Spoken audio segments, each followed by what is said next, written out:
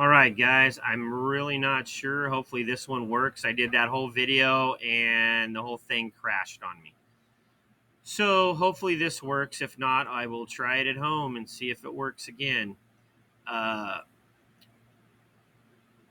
so we're talking about working with long division again, and the first part is pieces of variables, not pieces of derivatives, and we have variable separables that we're working with. So we separate the variables. So hopefully this does not crash out on me, and because I didn't save the video last time. So don't forget that. See, all these notes don't make any sense anymore. Great. So let's do this, guys.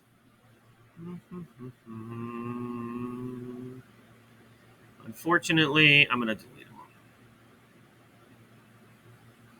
all. Okay, so let's go back here and let's look at a couple of things here. I'll just take a little bit more time. So these are all the rules, if you guys remember. If the boundary doesn't change, it doesn't move at all, so the area under curve is 0. Don't forget we can add them together. So if we have a curve that looks like this, and we have area from A to B, and then an area from B to C, you can add the area from A to B, from B to C, to get the area of the entire curve from here to here.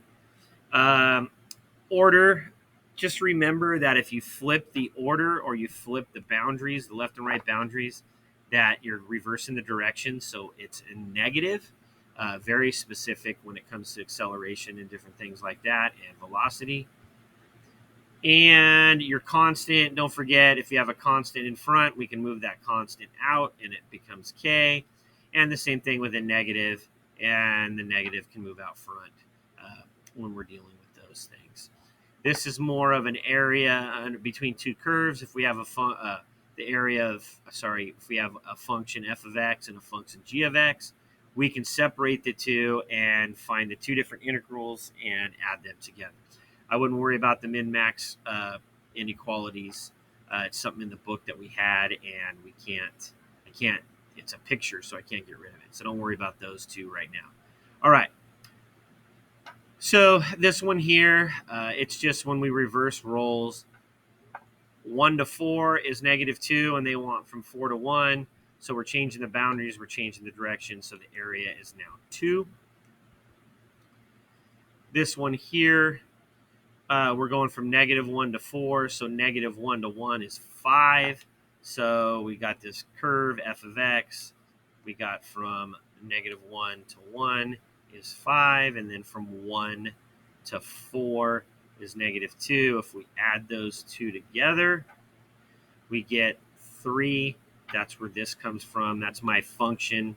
Kind of an ugly drawing there. Now I'm in a hurry because it's the second time I'm doing the video. Okay. So when we're moving those together, this one, it's kind of a dumb example, but I left it in there anyways. Is it possible to find from -2 to 2? No, this is h of x.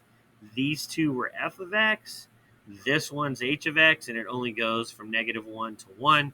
So not enough information is given. So when you're doing these today, make sure that you understand that there may be different functions inside of them. All right.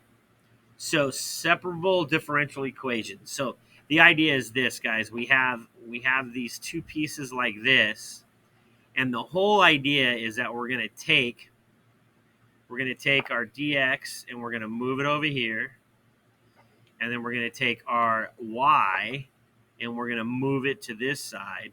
So that way we end up separating the variables, and that's what they call variable separables or separable differential equations. Once you get there, then we can differentiate each side specifically. So if we're looking at this, this is the whole idea. I'm going to move my derivative of x this way, and I'm going to move my y squared this way. So we end up with this equation. You can also write it as 1 over y squared dy equals x squared dx. So it doesn't matter, whatever you're comfortable with. Then we need to integrate this, but just know that we leave it in this form so we can add our 1 and divide by our power plus 1. That's where this comes from here. So we get negative 2 plus 1, which is negative 1, and negative 2 plus 1 is negative 1, and we divide it, and we get that piece here.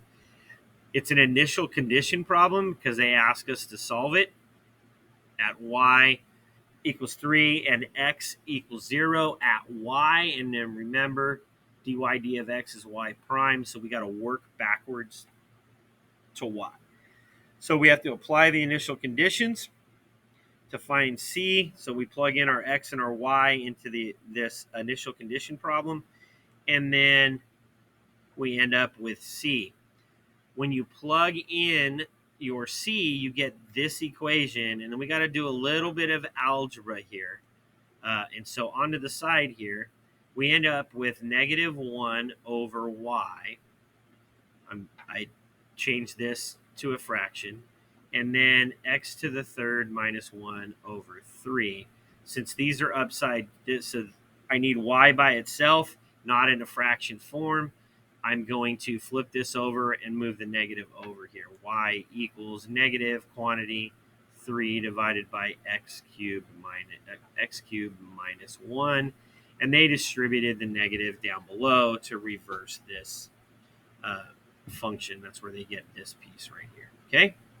So now we have this equation, and we end up with this equation here. We plug our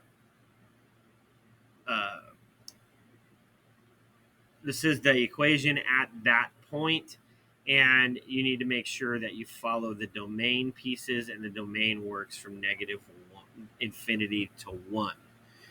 Throw that on a graph, and you'll be able to see that piece. All right.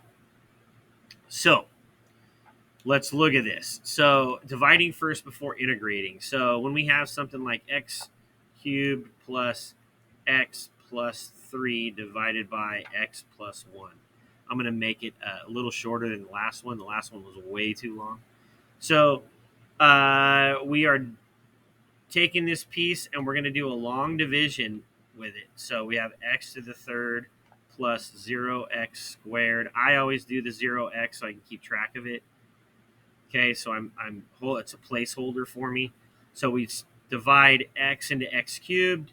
That gives me x squared. X squared times x is x cubed.